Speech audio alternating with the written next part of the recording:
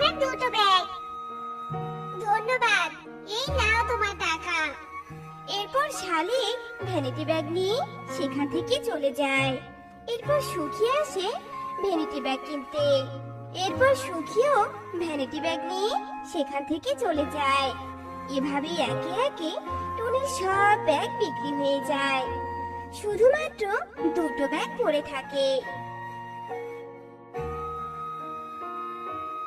এরপর এক মিষ্টিটি এসে বলে, দিদি, আপনার কাছে এই ব্যাগ দুটো ছাড়া আরো কি কোনো ব্যাগ আছে?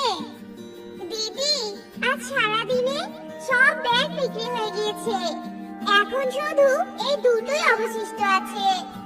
তাহলে আমাকে এই লাল ব্যাগটা দিন তো। এই নিন দিদি। এরপর মিষ্টিটি টাকা দিয়ে ভ্যানিটি ব্যাগ নিয়ে সেখান থেকে চলে যায়। এইদিকে টুনি একা একা বসে ভাবতে থাকে, এই ব্যাগটার একটু চামড়া উঠে যাওয়াতে কেউই তো নিচ্ছে না। এটা বিক্রি হলেও তো কিছু টাকা বেশি পাওয়া যেত। টুনি এসব ভাবতে না ভাবতে সেখানে টুনটুন আসে। মা, মা, আমার স্কুল ব্যাগটা তো একদম ছিঁড়ে গেছে। তোমার এই ব্যাগটা তো বিক্রি হচ্ছে না, তাই না? তুমি আমাকে এই ভ্যানিটি ব্যাগটা দিবে মা? আচ্ছা নে মা, এমনিতেও যখন বিক্রি হচ্ছে না, তখন তোর কাজে লাগলেও অনেকটা উপকার হবে। নে, তুই ব্যাগটা নে। সত্যি মা, তুমি এই পৃথিবীর সবথেকে ভালো মা। তুমি আমার অনেক ভালো মা। দাও, ব্যাগটা দাও তো, আমি স্কুলে চলে যাই। এরপর টুনটুন ব্যাগটা নিয়ে লাফাতে লাফাতে স্কুলে চলে যায়। এইদিকে টুনিও বাড়ির দিকে চলে যায় আর টোনার ছবি বের করে বলতে থাকে, টোনা, কেন তুমি আমাদের একা করে চলে গেলে বলো? আজ আমাকে কত কষ্ট করে সংসার চালাতে হচ্ছে জানো তুমি? তুমি বেঁচে থাকতে আমাকে কখনোই বাইরে কাজে যেতে দিতে না, আর আজ আমি রাস্তায় বসে ভ্যানিটি ব্যাগ বিক্রি করছি। এসব বলতে থাকে আর টনি অনেক কান্না করতে থাকে। হঠাৎ করে পেছন থেকে কে যেন ওকে ডেকে ওঠে। এরপর টুনি চমকে উঠে পেছনের দিকে তাকায়। এ কি টোনা, তুমি কোথা থেকে এলে? পাগলিদের মতো করে এত কাঁদছো কেন তুমি টুনি, বলো তো? আর আমি তো কোথাও যাইনি, আমি সব সময় ছায়ার মতো থাকি তোমাদের সাথে। আর খুব শীঘ্রই তোমাদের অভাব ঘুচে যাবে গিন্নি, তুমি একদম চিন্তা করো না। এই বলে টোনা সেখান থেকে অদৃশ্য হয়ে যায়। আর টুনি, টোনা, টোনা, তুমি কোথায় গেলে টোনা? এক্ষুনি তো তুমি এখানেই ছিলে। এসো না টোনা, আবার ফিরে এসো।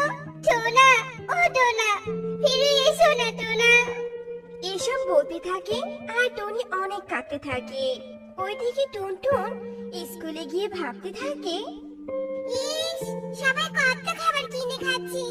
আমার কাছে যদি আমার এই ব্যাগটা ভর্তি টাকা থাকতো, তাহলে আমিও ওদের মতো খাবার কিনে খেতাম। আমার যে অনেক ক্ষুধা পেয়েছে। এই বলে টুনটুন ব্যাগের ভেতরে হাত দেয় আর হঠাৎ করে টুনটুনের হাত ভর্তি টাকা বেরিয়ে আসে। এই দেখে তো টুনটুন অনেক অবাক হয়। এ কি, আমার ব্যাগটা তো ফাঁকা ছিল, এখন এত টাকা কোথা থেকে এলো? আমার তো এখন অনেক ভালো লাগছে। আমি এখন অনেকগুলো খাবার কিনে খাবো, আর মায়ের জন্য অনেকগুলো খাবার নিয়ে যাব। তাহলে মাও অনেক খুশি হবে। কিভাবে টাকা এসেছে সেটাই তো আমি জানি না। তোর ওসব ভেবে লাভ নেই, টাকা তো এসেছে। এরপর টুনটুন খুশি মনে নিজে খাবার কিনে খায় আর মায়ের জন্য অনেকগুলো ফল, মিষ্টি, দই বাসায় নিয়ে যায়। আর গিয়ে তার মাকে বলে, দেখো মা, তোমার জন্য কত খাবার কিনে এনেছি আমি, খাও খাও। কিন্তু এত খাবার তুই কোথায় পেলি রে মা? কোথায় আবার এই ব্যাগ থেকে টাকা পেয়েছি জানো মা? আমি যখনই এই ব্যাগটাতে হাত দিয়েছি, অমনি দেখি অনেকগুলো টাকা আমার হাতে এসেছে। সেগুলো দিয়েই তো এসব কিনেছি মা। মেয়ের মুখে এসব কথা শুনে টনি অনেকটা অবাক হয়। আর তখনই তার টোনার কথা মনে পড়ে। তখন টনি তার কল্পনায় চলে যায়। তোমার অভাব খুব শীঘ্রই ঘুচবে টুনি। টুনি যখন এসব কথা ভাবছিল তখনই টুনটুন টুনিকে ডাকতে থাকে। মা, ও মা, তুমি এটা কি ভাবছো বলো তো? তুমি কি খুশি হওনি মা? কিছু না রে মা। হ্যাঁ, আমি অনেক খুশি হয়েছি রে মা। আর মা টুনটুন, তুই এই ব্যাগটা আর স্কুলে নিয়ে যাস না কেমন? তোকে আমি এর থেকে অনেক সুন্দর ব্যাগ কিনে দিব, আর তুই সেটা নিয়ে স্কুলে যাস। আর এই ব্যাগটা আমার কাছেই থাকবে মা। আচ্ছা ঠিক আছে মা। মা, আজ আমাকে বিরিয়ানি রান্না করে খাওয়াবে মা? কতদিন থেকে বিরিয়ানি খাই না। আমি খেলতে গেলাম মা, আর তুমি কিন্তু অবশ্যই অবশ্যই আমার জন্য বিরিয়ানি রান্না করবে, ঠিক আছে? এ কথা বলে টুনটুন খেলতে চলে যায়। আর টুনি ভাবতে থাকে, এটা তো মনে হচ্ছে একটা জাদুই ব্যাগ। আমি ভালোই বুঝতে পেরেছি, কিন্তু এই ব্যাগের কাছে যা চাইবো, ব্যাগ কি আমাকে তাই দিবে? দেখি তো একটু চেষ্টা করে। ব্যাগ, আমার মেয়ে যে আমার কাছে বিরিয়ানি খেতে চেয়েছে, কিন্তু আমার কাছে যে বিরিয়ানি বানানোর মতো কোনো উপকরণই নেই। তুমি কি আমাকে বিরিয়ানি দিতে পারবে? এই বলে টুনি ভ্যানিটি ব্যাগের ভেতরে হাত দেয়, আর সেখান থেকে এক হাঁড়ি বিরিয়ানি বেরিয়ে আসে। এইসব দেখে টুনি অনেক অবাক হয়ে যায়। এবার বুঝি ঈশ্বর আমার ভাগ্য খুলে দিয়েছে। এখন তাহলে আমাকে আর বাইরে গিয়ে রাস্তায় বসে বসে ভ্যানিটি ব্যাগ বিক্রি করতে হবে না। টুনি যখন এসব কথা ভাবছিল তখনই ভ্যানিটি ব্যাগটা কথা বলে ওঠে। আমি তোর মতো অসহায়দের সাহায্য করার জন্যই এসেছি।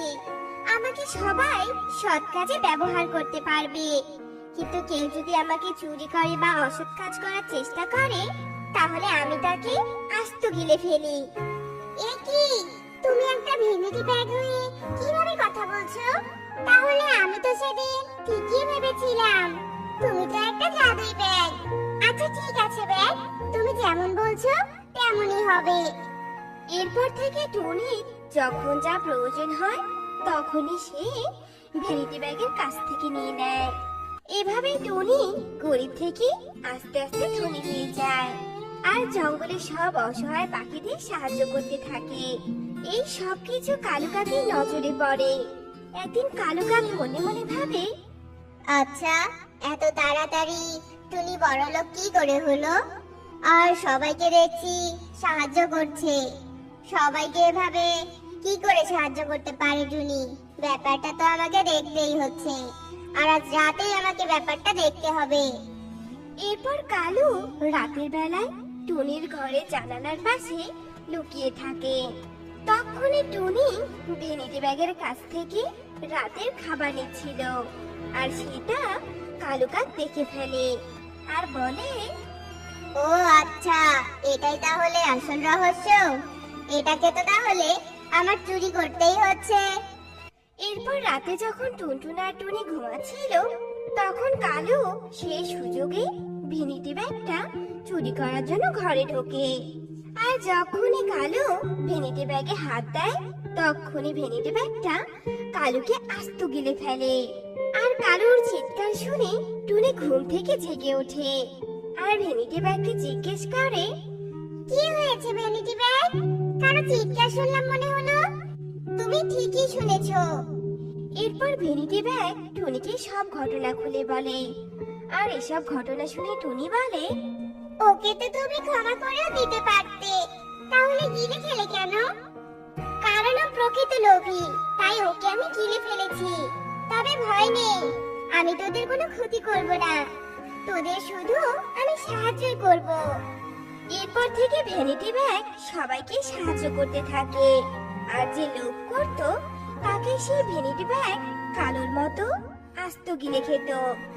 তো বন্ধুরা, আজ আমাদের গল্পটি তোমাদের কাছে কেমন লেগেছে তা কমেন্টে জানাতে ভুলো না কিন্তু।